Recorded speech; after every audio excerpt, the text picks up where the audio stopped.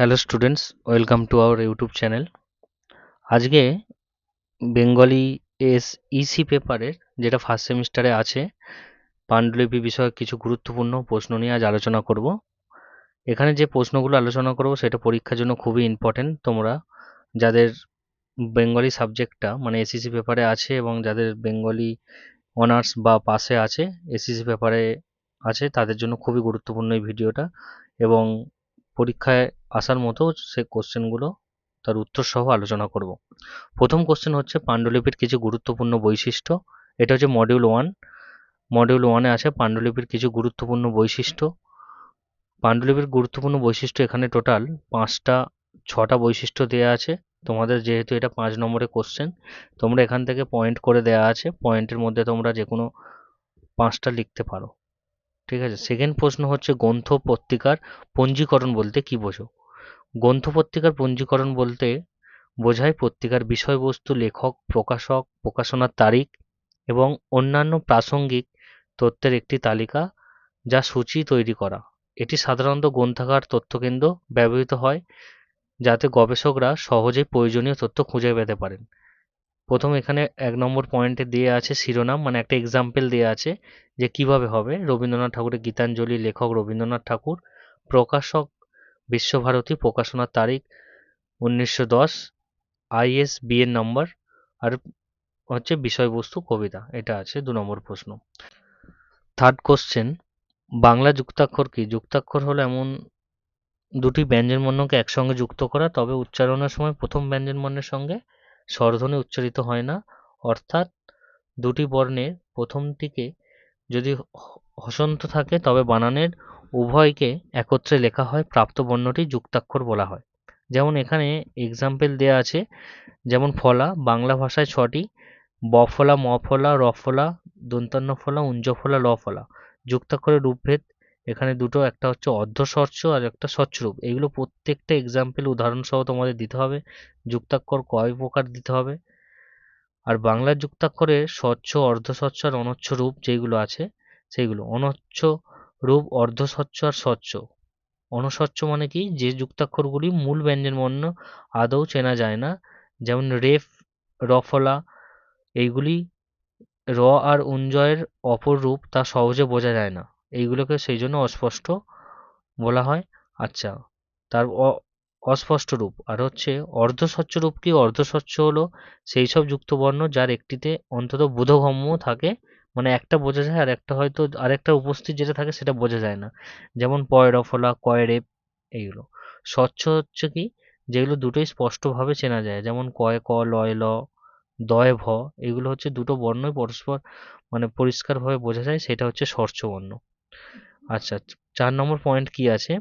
একটি গ্রন্থ সম্পাদনায় সম্পাদকের ভূমিকা। একটি গ্রন্থ সম্পাদনায় সম্পাদকের ভূমিকা অত্যন্ত গুরুত্বপূর্ণ। এবার গুরুত্বপূর্ণ পয়েন্ট যেগুলো দেয়া আছে এখানে, মোট টোটাল 9টা পয়েন্ট দেয়া আছে। কি কি? লেখকের সাথে সমন্বয়, লেখকের সাথে যোগাযোগ রেখে তার রচনাকে সঠিকভাবে উপস্থাপন করার প্রয়োজনীয় পরামর্শ প্রদান করেন। রচনার পরিমার্জনা, বানা বানান, ব্যাকরণ, ভাষার ত্রুটি সংশোধন করে। এছাড়াও রচনার ধারাবাহিকতা ও প্রাসঙ্গিক নিশ্চিত করেন। এটা 2 নম্বর পয়েন্ট। 3 নম্বর হচ্ছে প্রকাশনার পরিকল্পনা, মানে প্রকাশন করবেন তার ডিজাইন, মুদ্রণ, বাঁধা, এইগুলো প্রকাশন পত্রিকা তত্ত্বাবধান করে। 4 নম্বর পাঠ্যযোগ্যতা বৃদ্ধি, পাঠকের মন জয় করতে পারে সে সম্পর্কে তার স্বচ্ছ ধারণা থাকে। তথ্য ও উৎস যাচাই, রচনায় ব্যবহৃত তথ্য, পরিসংখ্যা ও উদ্ধৃতির সঠিকতা যাচাই করেন। ভাষার শুদ্ধতা, বানান, ব্যাকরণ এবং ভাষার শুদ্ধতা নিশ্চিত করেন। প্রয়োজনীয় সংশোধন করেন যাতে রচনাটি পাঠযোগ্য বা প্রাঞ্চল হয়। এইসব এখানে টোটাল 9টা পয়েন্ট দেওয়া আছে। তারপর নেক্সট প্রশ্ন 5 নম্বর, যুক্তবর্ণ কাকে বলে? অনেকেই জানো যুক্তবর্ণ কাকে বলে। যুক্তবর্ণ হলো বাংলা ভাষায় এমন একটি গুরুত্বপূর্ণ বৈশিষ্ট্য যখন দুটি বা ততোধিক ব্যঞ্জনবর্ণ একত্রে মিলে একটি নতুন ধ্বনি তৈরি হয়, তাকে বলে যুক্তবর্ণ। যেমন ক এবং পেট কাটা মূর্ধন্য ষ মিলে কি হয়? ক্ষয় মূর্ধন্য ষ। ক, এখানে আরো কিছু যুক্তবর্ণের উদাহরণ দিয়েছে। কয়ের সঙ্গে ত যুক্ত হলে কি হবে? কয় ত, ব্র্যাকেটে উদাহরণ দিয়ে দিয়েছি। এখানে 1, 2, 3, 4, 5, 6 টোটাল 6টা যুক্তাক্ষর দিয়ে উদাহরণ দিয়েছি। এই উদাহরণগুলো অবশ্যই দিতে হবে তোমাদের, যেহেতু কলেজ লেভেলের অ্যান্সার তো। তারপর পরের প্রশ্ন হচ্ছে বাংলা বানানে খণ্ডচিহ্ন ব্যবহারের নিয়ম। বাংলা বানানে খণ্ডচিহ্ন ব্যবহারে কিছু সাধারণ নিয়ম আছে, এখানে কিছু গুরুত্বপূর্ণ নিয়ম তুলে ধরা হলো। যুক্ত ব্যঞ্জন, দুটি ব্যঞ্জন বর্ণ একসঙ্গে যুক্ত হলে খণ্ডচিহ্ন ব্যবহৃত হয়, যেমন ক্রিস, দন্ত নয় দ, এইগুলো। এখানে 2 নম্বর, 3 নম্বর, 4 নম্বর পয়েন্ট আছে, যেগুলো আর আলোচনা করছি না, ভিডিও লং হয়ে যাওয়ার কারণে আর আলোচনা করছি না। কিন্তু কোশ্চেনগুলো তোমরা, যেসব কোশ্চেনগুলো এখানে আলোচনা করা হয়েছে সেগুলো খুবই গুরুত্বপূর্ণ এসএসসি পেপারের জন্য। কিভাবে একটি প্রবন্ধ সংকলন তৈরি করা যায়, একটি প্রবন্ধ তৈরির জন্য কিছু ধাপ অনুসরণ করতে হয়, এখানে একটি সাধারণ নির্দেশিকা, মানে বিষয় নির্বাচন, গবেষণা, প্রবন্ধ নির্বাচন, সংকলন পরিকল্পনা, সম্পাদনা, এইসবগুলো দেওয়া আছে। আচ্ছা, নেক্সট কোশ্চেন হচ্ছে 8 নম্বর, গ্রন্থের কভার পেজ কি? গ্রন্থের কভার পেজ হলো বইয়ের প্রথম পৃষ্ঠা বা শিরোনাম, যেখানে কি হয় শিরোনাম, লেখকের নাম, প্রকাশকের নাম, অন্যান্য গুরুত্বপূর্ণ তথ্য প্রদর্শন করে এখানে। এটাই হচ্ছে লাস্ট প্রশ্ন। এখানে হচ্ছে চারটে মানে উপাদান, কি কি উপাদান থাকে: শিরোনাম, লেখকের নাম, 2 নম্বর প্রকাশকের নাম ও লোগো, চিত্র, গ্রাফিক্স এবং ট্যাগলাইন ও সাবটাইটেল। এখানে হচ্ছে 5 নম্বরের 8টা প্রশ্ন দিয়েছি এই পিডিএফে। বাকি নেক্সট ভিডিও, মানে এই ভিডিওতে 8টি প্রশ্ন আলোচনা করেছি, নেক্সট ভিডিওয়ে আরও কিছু গুরুত্বপূর্ণ প্রশ্ন আলোচনা করব।